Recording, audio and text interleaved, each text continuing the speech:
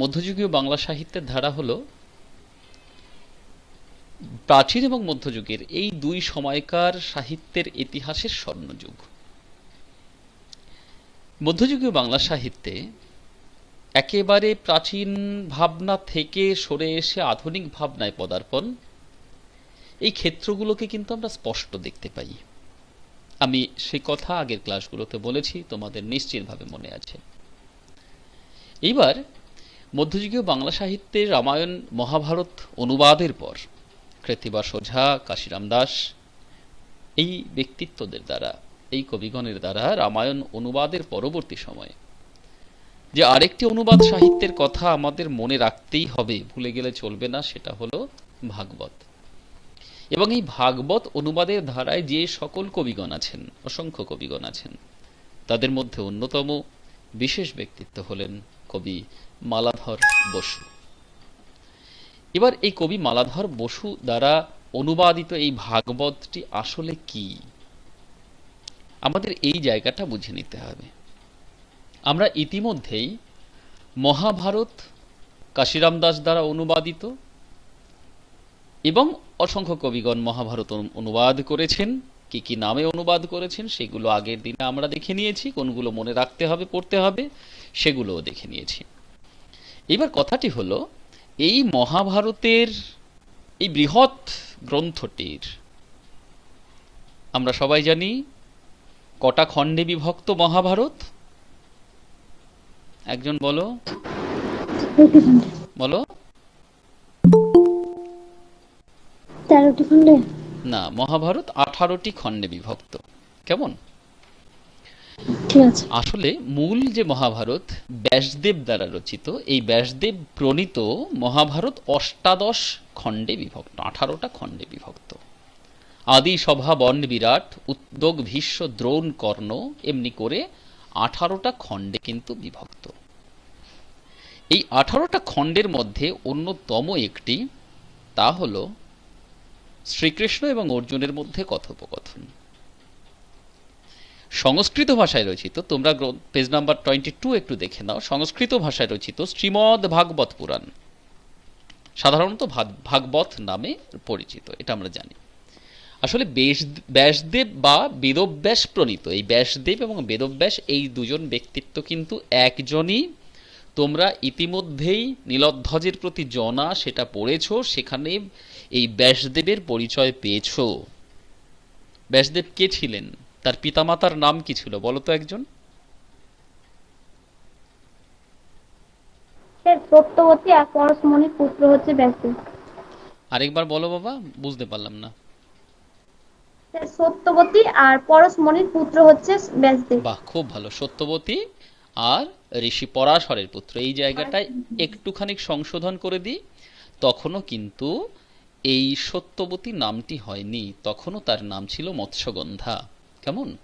তাহলে মৎস্যগন্ধা এবং ঋষি পরাশরের পুত্রের নাম হলো বেদব্যাস বা ব্যাসদেব। ঠিক আছে? মৎস্য হ্যাঁ বলো বলো।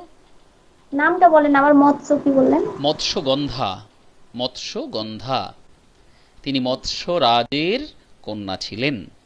কেমন? যাই হোক, এইবার এই ব্যাসদেব প্রণীত অষ্টাদশ পুরাণের অন্যতম হল ভাগবত। তার ব্রহ্মসূত্রের 12টি অধ্যায় বিন্যস্ত ভাগবত, এটা মনে রাখতে হবে। এর বিষয়বস্তু কি? শ্রীকৃষ্ণের জন্মকথা। আমরা এই শ্রীকৃষ্ণ চরিত্রটি ইতিমধ্যেই পেয়েছি শ্রীকৃষ্ণ কীর্তন কাব্যের মধ্যে। কবি কার লেখা শ্রীকৃষ্ণ কীর্তন কাব্য? বলো একজন। শ্রীকৃষ্ণ কীর্তন কাব্যটি কার লেখা? একজন বলো চটপট। আমাদের তো এগুলো হয়ে গেছে, এগুলো তো পারা উচিত বাবা, এখনো পারছো না কেন? শ্রীকৃষ্ণ কীর্তন কাব্যটি বড়ু চণ্ডীদাস রচিত, কি তাই তো? যেখানে 13টি খণ্ড, একটু আগে একজন বললে 13টি খণ্ড, এই শ্রীকৃষ্ণ কীর্তন কাব্যের 13টি খণ্ড। ঠিক আছে? জন্ম, তাম্বুল, দান, নৌকা, ভার, ছত্র, এরকম করে 13টা খণ্ড। শেষ খণ্ডের নাম কি ছিল শ্রীকৃষ্ণ কীর্তন কাব্যের শেষ খণ্ড? রাধা বিরহ। গুড, রাধা বিরহ, একদম ঠিক। বেশ, এগুলো কিন্তু একটু একটু মনে না রাখলে আমি এগিয়ে যেতে পারবো না দ্রুত গতিতে, এগুলো পড়তে হবে, মনে রাখতে হবে। এবং এরপরে যখন সামনাসামনি ক্লাস হবে এগুলো কিন্তু দাঁড় করিয়ে করিয়ে পড়া জিজ্ঞাসা করব, এটা মাথায় থাকে যেন। সুতরাং যেগুলো হয়ে যাচ্ছে সিনসিয়ারলি আমি অন্তত যেগুলো পড়াচ্ছি সেইগুলোর মধ্যে কোনো গাফিলতি থাকা চলবে না,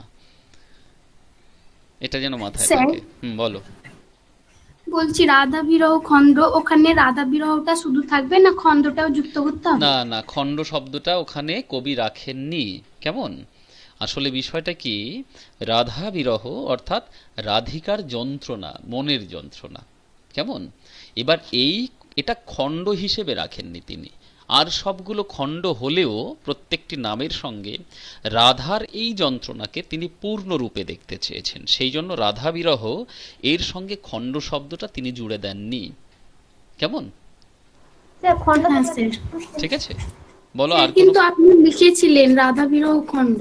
আচ্ছা, খণ্ড মানে সেখানে ভাগ হিসেবে বলেছি। ঠিক আছে, খণ্ড শব্দের দুটো অংশ, একটা খণ্ড শব্দের অর্থ হলো খণ্ডিত, আর একটা খণ্ড শব্দের অর্থ হলো ভাগ। ঠিক আছে, তাহলে আমি ওখানে ভাগ হিসেবে বিষয়টা বলেছিলাম। কেমন? তাহলে খণ্ড তোমরা লিখবে না, তোমরা রাধা বিরহ শুধুমাত্র লিখবে। কেমন?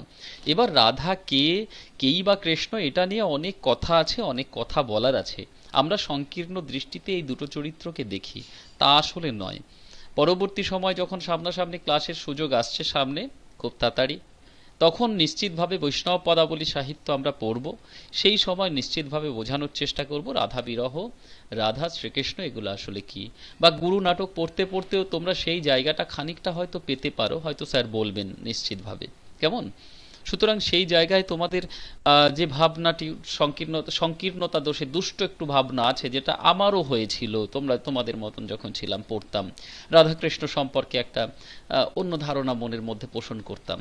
তো সেই জায়গা থেকে বেরিয়ে আসতে পারবে নিশ্চিতভাবে গুরু নাটক পড়লে পরে, বা শ্রীকৃষ্ণ বৈষ্ণব পদাবলীর এই জায়গাগুলো একটু ছুঁয়ে গেলে পরে। মাস্টারমশাই নিশ্চয়ই বলবেন গুরু নাটকের ক্ষেত্রে, আর আমি তো যদি বৈষ্ণব পদাবলী পড়াই তাহলে নিশ্চিতভাবে বলবো। যাই হোক, এবার এই ভাগবতের যে অনুবাদ হলো, ভাগবতে মূলত তাহলে কি আছে? ভাগবতে আছে শ্রীকৃষ্ণের জন্ম থেকে শুরু করে একেবারে শেষ পর্যায় পর্যন্ত, যখন তিনি মৃত্যুবরণ করলেন সেই পর্যন্ত। কেমন? এইবার এই গ্রন্থটি শ্রীকৃষ্ণ বিজয় নামে পরিচিত। কার রচিত? মালাধর বসু, যিনি গুণরাজ খান উপাধিতে ভূষিত ছিলেন।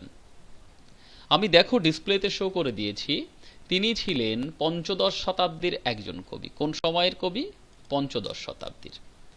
তিনি প্রথম বাংলা ভাষায় ভাগবত পুরাণ বা ভাগবতের অনুবাদ করেন, এই জায়গাটা অত্যন্ত গুরুত্বপূর্ণ।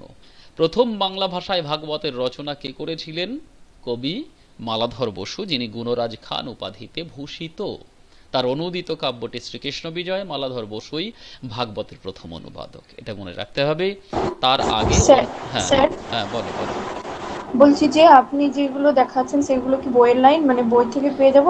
না বাবা, এগুলো বইয়েতে নেই, এগুলো প্রশ্ন আকারে দিয়ে দিয়েছি এখানে। মানে গুণরাজ খান বা মালাধর বসু সম্পর্কে কি জানো, বা যদি প্রশ্ন হয় যে ভাগবতের প্রথম অনুবাদক কেমন, কে ছিলেন, তার গ্রন্থ সম্পর্কে সংক্ষেপে লেখো, তখন আমি যেটা শো করছি তোমাদের ডিসপ্লেতে সেটা লিখে দিলেই উত্তরটা হয়ে যাবে। আর তোমাদের গ্রন্থে আলাদা আছে তোমাদের। বলো বলো। স্যার এগুলো পিডিএফ দিয়ে দেবেন? বুঝলাম না, বলো আরেকবার। এগুলো পিডিএফ করে পাঠিয়ে দিবেন তাই বলছিলাম। হ্যাঁ হ্যাঁ, অবশ্যই পাঠিয়ে দেবো। আগে এটা শুনে নাও মন দিয়ে, কেমন? দিয়ে দেবো এটা। বেশ, ঠিক আছে স্যার। এবার আমরা দেখো তারপরের অংশে দিয়েছি মালাধর বসু অধুনা মানে বর্তমান সময়ে বর্ধমান জেলার মেমারির নিকটবর্তী কুলিন গ্রামে এক অভিজাত কায়স্থ পরিবারে জন্মগ্রহণ করেছিলেন। হ্যাঁ, মেমারি ঠিক ভেবেছো তোমরা, তোমাদের মূল ক্যাম্পাস যেটা, তাই না? মামনের মূল ক্যাম্পাস মেমারিতে, তার নিকটবর্তী কুলিন গ্রামে এক অভিজাত কায়স্থ পরিবারে তিনি জন্মগ্রহণ করেছিলেন। সমাজে অনেক ভেদাভেদ, সেই ভেদাভেদের মধ্যে কায়স্থ পরিবারে তার জন্ম। তার বাবা ছিলেন ভগীরথ ইত্যাদি ইত্যাদি এখানে লিখেছি। এবং তার সঙ্গে বলেছি কুলিন গ্রাম বৈষ্ণব সম্প্রদায়ের একটা গুরুত্বপূর্ণ সংস্কৃতির পীঠস্থান, শুধু কেন্দ্র বললে ভুল হবে। কুলিন গ্রাম ছিল বৈষ্ণব সম্প্রদায়ের একটা গুরুত্বপূর্ণ পীঠ স্থান বলা যেতে পারে, বাস্তবে কি সত্যিভাবে। স্যার হ্যাঁ বলো। আর বলছি অভিজাত কায়স্থ বলতে কেমন পরিবার?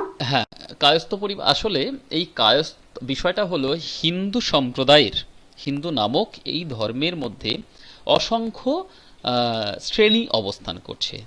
তোমরা নিশ্চয়ই জানো ব্রাহ্মণ, ক্ষত্রিয়, বৈশ্য, শূদ্র, কেমন? এই চারটে শ্রেণীর কথা তোমরা ইতিহাসে পড়ে এসেছো। এছাড়াও আরো অনেক শ্রেণী পরবর্তী সময় তৈরি হয়েছে। আসলে শ্রেণী তৈরি হওয়ার পিছনে সামাজিক অবক্ষয়ের একটা দিক ছিল, তার পিছনে অনেক ইতিহাস লুকিয়ে আছে, সে অত কথা বলার অবয়ব নেই এখন। কিন্তু কায়স্থ এটা হলো এই হিন্দু সম্প্রদায়, মানে এই যে হিন্দু ধর্ম, এই হিন্দু ধর্মের মধ্যে অবস্থান করা একটি দিক, একটা ক্ষেত্র কায়স্থ। এই কায়স্থ পরিবার অর্থাৎ সেই যেমন ওই ব্রাহ্মণ, ক্ষত্রিয়, বৈশ্য, শূদ্র, এই এরকম যেমন শ্রেণী রয়েছে সেই রকম একটি শ্রেণী তার মধ্যে জন্মগ্রহণ করেন। এবার তিনি কখন ছিলেন, কোন সময়ের কবি ছিলেন? ঐতিহাসিকগণ মনে করছেন সম্ভবত সুলতান রুকনুদ্দিন বরবক শাহ। এই রুকনুদ্দিন বরবক শাহ যখন বাংলায় তার শাসন কর্ম পরিচালনা করছেন, সেই সময়ে সম্ভবত তিনি জন্মগ্রহণ করেছিলেন। কারণ তার গ্রন্থে যে লাইনটি আমরা পেয়েছি, আমি দেখো তোমাদের ফার্স্ট ব্র্যাকেটের মধ্যে রেখে দিয়েছি একটু ডিসপ্লেতে, যে 1395 শকে গ্রন্থ আরম্ভর, 14-2 শকে হইল সমাপন। এই কথাটি তিনি লিখেছেন তার গ্রন্থে। এর অর্থ কি? 1473 সালে তিনি ভাগবত পুরাণের বিষয়বস্তু অবলম্বনে শ্রীকৃষ্ণ বিজয় গ্রন্থ রচনা করেছিলেন এবং শেষ রচনা শুরু করেছিলেন এবং শেষ হলো 1480 সালে হলো। এই কাব্যের অপর নাম আরেকটা ছিল, সেটা হলো গোবিন্দ মঙ্গল। মনে রাখতে হবে শ্রীকৃষ্ণ কি বিজয় কাব্য রচনা করার কারণেই কিন্তু তৎকালীন সময়ের নবাব রুকনুদ্দিন বরবক শাহ, মানে বাংলার নবাব রুকনুদ্দিন বরবক শাহ, তাকে গুণরাজ খান বা খাঁ এই উপাধিতে ভূষিত করেছিলেন। সুতরাং আমরা যে বলছি মালাধর বসু বা গুণরাজ খান, আসলে গুণরাজ খান এই নামকরণটির পিছনে অবস্থান করছেন গৌড়ের সুলতান রুকনুদ্দিন বরবক শাহ। হলো, এইটুকু নিশ্চয়ই বুঝতে পেরেছো। এর প্রত্যেকটা পংক্তিতে কিন্তু শর্ট টাইপ কোশ্চেন অবস্থান করছে, সুতরাং এটা পড়ে নিলেই আমরা অনেক শর্ট টাইপ কোশ্চেন পেয়ে যাবো এখান থেকে। এবার তার কাব্যের নির্দিষ্ট কিছু কিছু কথা, সেগুলো আমাদের জেনে নিতে হবে। মূলত শ্রীকৃষ্ণ বিজয় কাব্যের কাহিনী বিন্যাসে ক্ষেত্রে মালাধর বসু ভাগবতের পুরাণকে অনুসরণ করেননি, এটা মনে রাখতে হবে। ভাগবতের পুরাণ অর্থাৎ ভাগবত পুরাণ তাকে কিন্তু সরাসরি অনুকরণ করেননি, সরাসরি অনুসরণ করেননি, গ্রহণ করেছিলেন তথ্যকে, তারপর নিজের ভাবনার জারক রসে মিশিয়ে তাকে নতুন করে আমাদের সামনে তুলে ধরলেন। শ্রীকৃষ্ণ বিজয়ের কাহিনী 3টি পর্বে বিন্যস্ত তিনি করেছেন। কি কি? একটা আদি কাহিনী, কৃষ্ণের বৃন্দাবন লীলা, মানে সেখানে অবস্থান করছে জন্ম থেকে শুরু করে বৃন্দাবন লীলা পর্যন্ত। মধ্য কাহিনী কৃষ্ণের মথুরা লীলা, আর অন্ত কাহিনী হিসেবে তিনি রেখেছেন কৃষ্ণের দ্বারকা লীলা। আসলে শ্রীকৃষ্ণ তিনি পরবর্তী সময় দ্বারকায় তার রাজধানী স্থাপন করেন। দ্বারকা বর্তমানে গুজরাটে অবস্থান করছে। মধ্য কাহিনী মথুরা লীলা, মথুরায় কংসবিনাশ, আর প্রথম শ্রীকৃষ্ণের বৃন্দাবন লীলা। এই বৃন্দাবন লীলার মধ্যে কি রয়েছে? তার জন্ম থেকে শুরু করে বৃন্দাবনের বুকে প্রেম ধর্ম স্থাপনের কথা। এইবার তোমাদের এই জায়গাটায় হয়তো মনের মধ্যে প্রশ্ন জাগছে যে হঠাৎ করে তার প্রেম ধর্ম স্থাপনের প্রয়োজন কি পড়ল? আমাদের জানতে হবে, তা না হলে অন্তত শ্রীকৃষ্ণ বিজয় গ্রন্থ সম্পর্কে এই 2-1টা কথা তা বুঝে উঠতে পারবো না। কাজী নজরুল ইসলামের একটি কবিতার কথা মনে পড়ছে এই মুহূর্তে। সেখানে পথের দিশা কবিতায় তিনি 2টি লাইন লিখেছিলেন, অপূর্ব সুন্দর মহিমায় মহিমান্বিত লাইন। নিন্দাবাদের বৃন্দাবনে ভেবেছিলেম গাইব না গান। কবি নজরুল ইসলাম লিখলেন নিন্দাবাদের বৃন্দাবন। তো যদি গোটা ক্ষেত্রটা নিন্দাবাদ যারা পূর্ণ হয়ে যায়, তাহলে সেই নিন্দাবাদের মধ্যে ভালো কথা শোভনীয় হয় না, তখন শুনতে ভালো লাগে না। বিষয় কি? তোমার হাতে, তোমার সম্মুখে দাঁড়িয়ে আছে অসংখ্য মানুষ অস্ত্র ধরে, সেই অস্ত্র রক্তে মাখা, তাদের সম্মুখে দাঁড়িয়ে তুমি যদি শান্তির বাণী শোনাতে যাও, তখন তারা ভাববে, তারা ব্যঙ্গ বিদ্রুপ করবে এটা বলে যে তুমি বোধহয় তাদের সঙ্গে লড়াই করে উঠতে পারবে না, তাই শান্তির বাণী শোনাচ্ছ। রবীন্দ্রনাথ ঠাকুর লিখছেন, শান্তির ললিত বাণী শোনাইবে ব্যর্থ পরিহাস। তাহলে এইরকম একটা সময় যদি উপস্থাপিত হয় সমাজের বুকে, তখনই কিন্তু পয়গম্বর আসেন, দূত আসেন, দেবদূত আসেন। দেবদূত এসে কি করেন? সমাজের বুকে যে চরম পরিস্থিতির সৃষ্টি হয়েছে সেই চরম পরিস্থিতি থেকে তাদের পথ দেখান। এই শ্রীকৃষ্ণ চরিত্রটিও ঠিক সেই রকমই একটি চরিত্র। মনে রাখতে হবে তার জন্ম আছে, মৃত্যু আছে, সুতরাং সে একটি সাধারণ আমার তোমার মতো প্রাণ। আমরা তাকে দেব হিসেবে পূজিত করি, তার পিছনে কারণ হলো তিনি সত্যি শ্রদ্ধার আসনে অবস্থান করতে পারেন তাদের কর্মগুণে। বিদ্যাসাগর, রামমোহন রায় এই মানুষদেরকে যেমন ভাবে দেবতার আসনে পূজিত করে থাকি আমরা, শ্রদ্ধা জানাই আমরা, একই রকম ভাবে শ্রীকৃষ্ণ চরিত্র তাই। তার কর্মগুণে তিনি শ্রদ্ধার আসনে বসেছেন। এইবার কথাটি হলো, শ্রীকৃষ্ণ কেন জন্মগ্রহণ করেছিলেন? এই জায়গাটায় ছোট্ট করে কটা কথা বলিনি, তাহলে বুঝতে পারবে। আমি একটু আগেই বললাম, যখন সমাজের বুকে চরম অবস্থার সৃষ্টি হয়, হানাহানি সংকট দেখা দেয়, তখন কিন্তু দেবদূত আসেন। দেবদূত মানে যারা সুন্দর মনোভাবাপন্ন ব্যক্তিত্ব। 1905 বঙ্গভঙ্গ, রবীন্দ্রনাথ ঠাকুর যেন দেবদূতের মতো আবির্ভূত হলেন বাংলার বুকে। ঠিক তার পরবর্তী সময় প্রথম বিশ্বযুদ্ধ 1914, তার পরবর্তী সময় নজরুল তার লেখনী নিয়ে বাংলার বুকে দেবদূতের মতো আবির্ভূত হলেন। যে হানাহানি, কাটাকাটি, আতান্তর, মারামারি তৈরি হয়েছে, সেই জায়গা থেকে সমাজকে রক্ষা করবার জন্য একই রকম ভাবে শ্রীকৃষ্ণ আবির্ভূত হয়েছিলেন একজন মহাপুরুষ রূপে। অভ্যুত্থানং অধর্মস্য তদাত্মানং সৃজাম্যহম পরিত্রাণায় সাধুনাং বিনাশায় চ দুষ্কৃতম। অর্থাৎ দুষ্কৃতকে বিনাশ করবার জন্য এবং যারা শুভ শক্তি তাদের পরিত্রাণ দেওয়ার জন্য, ভালো ক্ষেত্র তৈরি করার জন্য তিনি আবির্ভূত হলেন, জন্মগ্রহণ করলেন। এই জন্মগ্রহণের পিছনে উদ্দেশ্য ছিল তাই। যেখানে কি না, এখানে বলে রাখি, কংসের ভয়াবহ অত্যাচারে ধরাতল কম্পিত, ভাইয়ে ভাইয়ে সংঘাত, পিতামাতার সঙ্গে সন্তানের ভালোবাসার ক্ষেত্র না, হারিয়ে গেছে, বন্ধুর সঙ্গে বন্ধুত্বের সম্পর্ক মিলিয়ে গেছে, তেমন অবস্থায় শ্রীকৃষ্ণ জন্মগ্রহণ করে দেখিয়ে দিলেন যে পিতামাতার সঙ্গে তার সন্তানের কি সুমধুর সম্পর্ক তৈরি হতে পারে। তিনি দেখিয়ে দিলেন বন্ধুর সঙ্গে বন্ধুর কি সুমধুর সম্পর্ক হতে পারে।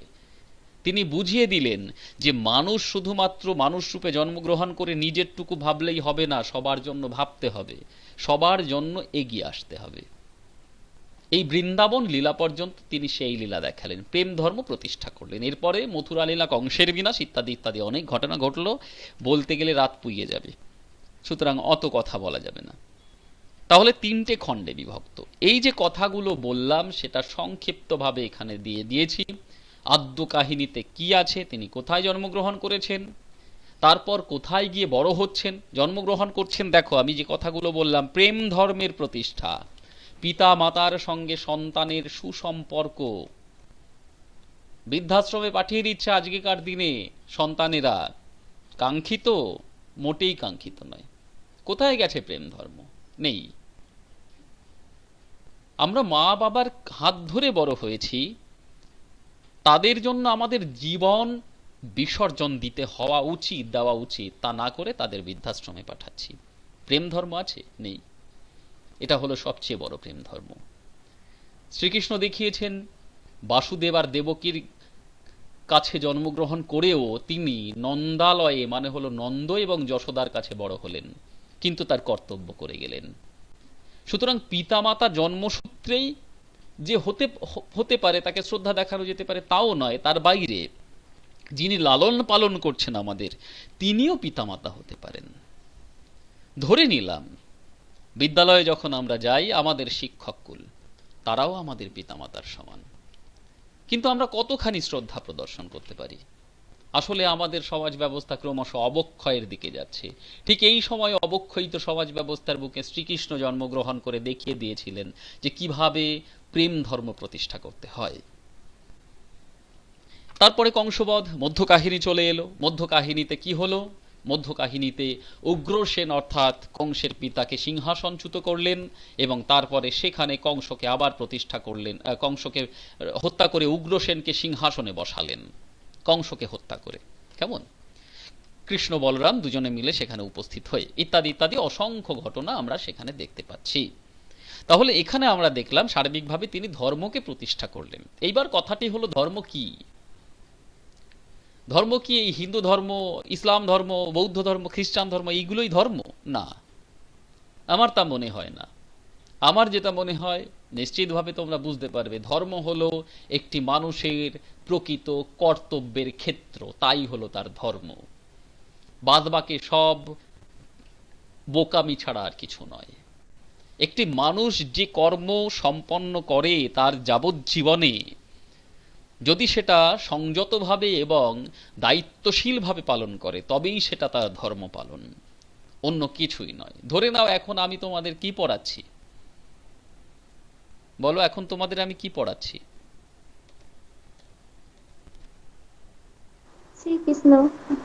বলো কি পড়াচ্ছি? আমি সাবজেক্ট অনুযায়ী কি পড়াচ্ছি বলো, সাবজেক্ট অনুযায়ী। বেঙ্গলি। বাংলা পড়াচ্ছি। আচ্ছা, এবার যদি আমি বাংলাটা, তাহলে আমার এখন আমার ধর্ম কি, মানে আমার কর্তব্য কি? বলো আমার কর্তব্য কি? এখন এখন আমি যে পড়াচ্ছি আমার কর্তব্যটা কি? এই বাংলাটাকে ভালো করে পড়ানো তো নাকি?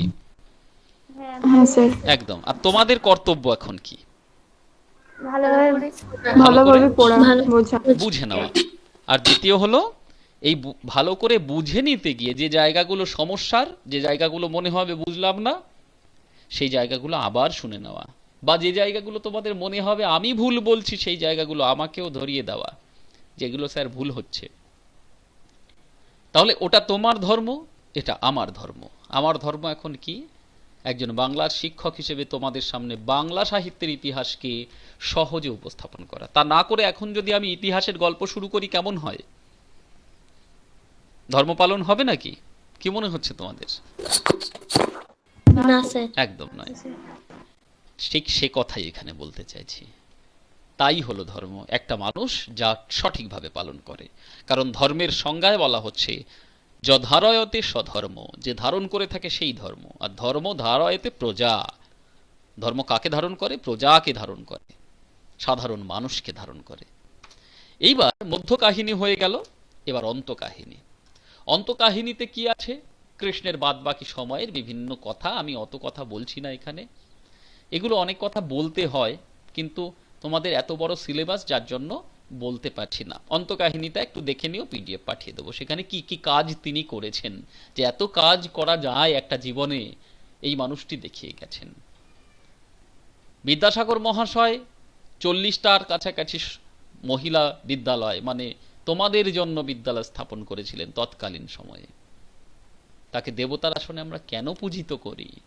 হাজী মোহাম্মদ মহসিনের নাম সবাই শুনেছি, কেন সেই মানুষটিকে দেবত্বের মর্যাদা দিয়ে থাকি? বর্তমান সময়ের একজন বিশেষ ব্যক্তিত্ব এপিজে আব্দুল কালাম, কেনই বা তাকে শ্রদ্ধার আসনে আমরা বসাই? আসলে তার পিছনে যথেষ্ট কাজ রয়েছে। তো একটা মানুষ যদি এইভাবে সমাজের জন্য কাজ করে যায়, তখনই কিন্তু আমরা, অর্থাৎ সমাজবাসী, তাকে দেবত্বের আসনে বসিয়ে থাকি। এবার এই কাব্যটির বেশ কিছু সাহিত্য মূল্য আছে। প্রত্যেকটি কাব্যের একটি করে সাহিত্য মূল্য থাকে। সাহিত্য মূল্য ব্যাপারটা কি একটু বুঝে নাও সংক্ষেপে। সাহিত্যে কতখানি উপযুক্ত বা অনুপযুক্ত, সমাজ জীবনে সে কতখানি প্রভাব বিস্তার করছে বা করছে না। আমি প্রাসঙ্গিকভাবে যখন লিটারেচার পড়িয়েছি এর আগেও, তখনও বলেছি সাহিত্য কি, লিটারেচার কি। Literature is the mirror of civilisation, কখনো কখনো literature is the shadow of civilisation. তাহলে সভ্যতার ছায়া বা সভ্যতার মুখ বলা যেতে পারে সাহিত্য। তাই যদি হয়, তাহলে একটি সাহিত্য সাহিত্য সেটা যদি সভ্যতার মুখ হয়, তাহলে আমরা কিন্তু সেই সময়ের সভ্যতাকে চিনে নিতে পারি সেই সাহিত্য চর্চার মধ্য দিয়ে। সুতরাং আমরা এই সময় যখন রুকনুদ্দিন বরবক শাহ বাংলায় নবাবের আসনে অধিষ্ঠিত, তখনকার সময়ের সভ্যতাকে, তখনকার সময়ের সংহতিকে, তখনকার সময়ের মানুষের জীবনযাপনকে এই কাব্যটির মধ্য দিয়ে চিনে নিতে পারবো। তাই সাহিত্য মূল্য অপরিসীম, এটা বলতেই পারি। ঠিক সেই কথাগুলো এখানে লিখে দিয়েছি, এইটা একটু দেখে নিও। এইবার বলতে হবে, এখানে একটু মনে রাখতে হবে যে চৈতন্যদেব এই কাব্যের রস কিন্তু বারে বারে আস্বাদন করতেন। চৈতন্যদেব, যেটা আমি বলে থাকি, শ্রী চৈতন্য দেব, তিনি বাংলা সাহিত্যের একটা মাইলস্টোন। কেন? গোটা মধ্যযুগীয় বাংলা সাহিত্য দুটি ধারায় বিন্যস্ত, শ্রী চৈতন্যদেবকে কেন্দ্রে রেখে। তাহলে শ্রী চৈতন্যদেবের জন্মের পূর্ববর্তী সময়ে ভাগবতের অনুবাদ হয়ে গেল মালাধর বসু দ্বারা। এই কাব্যটিকে কিন্তু যথেষ্ট আস্বাদনের সঙ্গে পাঠ করতেন তিনি, শুনতেন তিনি, শ্রী চৈতন্যদেব। এখানে কি আছে? বাঙালি জনজীবনের প্রতিচ্ছবি প্রাঞ্জলভাবে বিধৃত হয়েছে। প্রাঞ্জল মানে হলো সহজ সরল ভাবে বিধৃত হয়েছে বাঙালি জনজীবনের প্রতিচ্ছবি। ধরে নাও আজকেকার দিনে দাঁড়িয়ে, আচ্ছা যারা লেফট হচ্ছ, যাদের মনে হবে ভাল লাগছে না ক্লাস, এখনই লেফট হয়ে যাও। আমার 3 জন যদি থাকে, আমি 3 জনকে নিয়েই ক্লাস করব, ঠিক আছে? আমি লক্ষ্য করছি মাঝে মাঝে 1-2 জন লেফট হয়ে যাচ্ছ। যাদের মনে হচ্ছে না ভালো লাগছে না ক্লাসটা, তারা ক্লাস ছেড়ে বেরিয়ে যাও। আমি বাদ বাকি যদি 2 জন থাকে, আমি 2 জনকে নিয়েই ক্লাস করব, কিন্তু শেষ অবধি থাকতে হবে তাকে। সবাই শুনতে পেয়েছো কি বললাম? হ্যাঁ স্যার। হ্যাঁ, ওকে। স্যার তা না হলে এরপর পরবর্তী সময় এর পিডিএফ যেগুলো দেবো সেগুলো আমি ইন্ডিভিজুয়ালি পোস্ট করব, বা আমি পাবলিকলি পোস্ট করব না, সবার জন্য পোস্ট করব না। যারা ক্লাসে থাকবে তাদের জন্যই পোস্ট করব, দেখে নেবো আমি সেই অনুযায়ী। ওকে, এবার বিষয়টা কি, মধ্যযুগীয় বাংলা সাহিত্যে এই শ্রীকৃষ্ণ বিজয় কেন এতখানি গুরুত্ব বহন করছে, কেনই বা এত কথা বলছি শ্রীকৃষ্ণ শব্দটাকে নিয়ে, শ্রীকৃষ্ণ বিজয় কাব্যটিকে নিয়ে, রুকনুদ্দিন বরবক শাহকে নিয়ে, কিংবা মালাধর বসুকে নিয়ে। তখনকার দিনের যে প্রতিচ্ছবি এখানে ফুটে উঠেছে, কাব্যের মধ্যে অবস্থান করছে, তা পড়লে পরে, গ্রন্থটি পড়লে সেই সময়ের জীবন, সেই সময়ের বাঙালির রসবোধ, সেই সময় বাঙালির কাব্যচর্চা, এগুলো সব কিন্তু আমরা দেখতে পাই। তোমাদের এই মুহূর্তে নিশ্চয়ই 9ম শ্রেণীতে পড়ে আসা কলিঙ্গ দেশে ঝড় বৃষ্টি এই গ্রন্থটির কথা মনে পড়ছে, কাব্যাংশটির কথা মনে পড়ছে। পড়েছিলে তো? হ্যাঁ স্যার। কার লেখা ছিল বলো তো? কে লিখেছিলেন? বড়ুচণ্ডী দাস। গুড। বড়ুচণ্ডী দাস না কলিঙ্গ দেশে? মুকুন্দ চক্রবর্তী। বলো বলো। মুকুন্দ চক্রবর্তী, তাই তো? মুকুন্দ চক্রবর্তী। আচ্ছা, সেই কাব্যাংশটি পড়ে আমরা কলিঙ্গ দেশের প্রজাদের দুরবস্থার কথা জানতে পেরেছিলাম, তৎকালীন সময়ে ঘর বাড়ির কথা জানতে পেরেছিলাম, তৎকালীন সময়ে জীবন জীবিকার কথা জানতে পেরেছিলাম। এগুলো জানতে পেরেছিলাম তো? একদম। তাহলে একটা সাহিত্য কেমন ভাবে সমাজের দর্পণ হয়ে উঠছে, আয়না হয়ে উঠছে, বুঝতে পারছো তো? যে একটা সাহিত্য পড়লে পরে আমরা সেই সময়ের সমাজ ব্যবস্থাকে চিনতে পারি। অ্যাজ ইট ইজ একই রকম ভাবে শ্রীকৃষ্ণ বিজয় এই গ্রন্থটি পাঠ করলেও কিন্তু আমরা তৎকালীন সময়ের বাঙালিদের চিনে নিতে পারি। প্রত্যেকটি মধ্যযুগীয় বাংলা সাহিত্যের প্রত্যেকটি গ্রন্থ পাঠ করলেই কিন্তু, যদি আমরা প্রত্যেকটি লাইন ধরে পড়ি, পড়ার অবসর থাকে কখনো, পড়ে দেখব তৎকালীন সময়ের বাঙালি সমাজ ব্যবস্থা কি সুন্দর ফুটে উঠেছে সেখানে। ভীষণভাবে অভিভূত হওয়ার মতো। আমার তো অভিভূত হই আমি বারে বারে। সে কারণে মধ্যযুগীয় বাংলা সাহিত্যকে আমি রত্নখনি মনে করি বাংলা সাহিত্যের। এবার আমরা এই গ্রন্থটির অন্য সমস্ত যে অনুবাদগুলো পড়ে নিতে পারি বা জেনে রাখবো, মনে রাখবো শর্ট টাইপ কোশ্চেন হিসেবে, সে হলো যশোরাজ খান তার রচিত কৃষ্ণমঙ্গল এই গ্রন্থটি, গোবিন্দ আচার্য তার রচিত কৃষ্ণমঙ্গল একই নাম এই গ্রন্থটি, মানে ভাগবতের অনুবাদ এই কবিগণ করেছেন এই নামে হলো। দ্বিজ মাধব তিনি কি নামে অনুবাদ করেছেন? শ্রীকৃষ্ণমঙ্গল এই নামে। কৃষ্ণদাস কবি তিনি কি নামে অনুবাদ করেছেন? শ্রীকৃষ্ণমঙ্গল এই নামে। এবার মনে রাখতে হবে যে ভাগবতের অনুবাদের ধারা চলেছে 5ম শতাব্দী থেকে 8ম শতাব্দী পর্যন্ত। এই কাব্যের ধারা চলেছিল। এটা কিন্তু আমাদের বেশ সুন্দর করে মনে রাখতে হবে।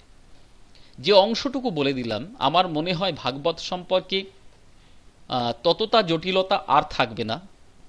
তোমাদের সামনে নিশ্চিতভাবে গ্রন্থটি আছে, তোমরা দেখে নিতে পারো। এই নামগুলো আশা করি আছে সেখানে, তোমরা এগুলো একটু দেখে নেবে ওখান থেকে। ঠিক আছে, পেয়ে গেছো তো সবাই? হ্যাঁ স্যার পেয়েছি। স্যার মানে এনারা সবাই ভাগবতের অনুবাদ করেছেন তাই তো? একদম একদম, ভাগবত তো সংস্কৃত ভাষায় রচিত গ্রন্থ, তার স্যার অনুবাদ তাহলে যখন ভাগবত কে রচনা করেছিলেন? ভাগবত এই যে ব্যাসদেব প্রণীত অষ্টাদশ পুরাণের অন্যতম এবং তার ব্রহ্মসূত্রের 12টি অধ্যায়ে বিন্যস্ত অকৃত্রিম ভাষ্য হলো ভাগবত। তাহলে কে রচনা করলেন? ভাগবত রচনা করলেন ব্যাসদেব, মানে ব্যাসদেব প্রণীত অষ্টাদশ পুরাণ যেটা তিনি রচনা করেছিলেন, বিভাজন করেছিলেন, তার মধ্যে অন্যতম হলো ভাগবত। ঠিক আছে, সংস্কৃত ভাষায় স্যার। রচনা করলেন। এবার তারপরে এগুলো অনুবাদ হচ্ছে সমস্ত। ঠিক আছে, বেশ, আশা করি এখানে অসুবিধা নেই। এইবার আমরা আরেকটা এর সঙ্গে মনে রাখবো, 23 পাতা তোমরা একটু দেখে নাও, যে শ্রীচৈতন্য যে শ্রীকৃষ্ণ বিজয় গ্রন্থটি পাঠ করেছিলেন তার প্রমাণ পাওয়া যায় শ্রীচৈতন্য চরিতামৃত গ্রন্থে। শ্রীচৈতন্য চরিতামৃত কেমন? এই গ্রন্থটি তার সময়কালীন গ্রন্থ, চৈতন্যদেবের সময়কালীন। এই গ্রন্থের মধ্যে আমরা কিন্তু তার প্রমাণ পাই। আর জয়ানন্দের চৈতন্য মঙ্গল নামক একটি গ্রন্থে শ্রীকৃষ্ণ বিজয় গ্রন্থটির নাম পাওয়া যায়। এটা আমরা প্রাসঙ্গিক হিসেবে দেখে নিলাম। এরপরে যখন আমরা চৈতন্য জীবনী কাব্যগুলো পড়ব, সেখানে আমরা আরও বিষয় জেনে নেব ছোট্ট ছোট্ট করে, কেমন? সেটা পরবর্তী সময় আসবো আমরা। আপাতত ভাগবত সম্পর্কে আশা করি তোমাদের আর কোনো সমস্যা রইল না। কারো কোনো প্রশ্ন থাকলে প্রশ্ন করতে পারো। আজ মঙ্গল কাব্য শুরু করে দেব। বলো, কারো কোনো প্রশ্ন আছে?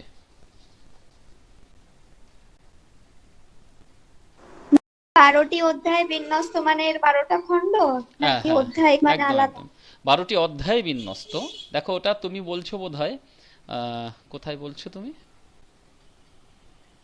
ওই বেদব্যাস প্রণীত হ্যাঁ হ্যাঁ, অষ্টাদশ পুরাণের একদম। অন্যতম। হ্যাঁ, অষ্টাদশ পুরাণের অন্যতম এবং তার ব্রহ্মসূত্রের 12টি ব্রহ্মসূত্র একটা পর্যায়। এই পর্যায়টি আবার 12টা অধ্যায়ে বিন্যস্ত রয়েছে। ঠিক আছে।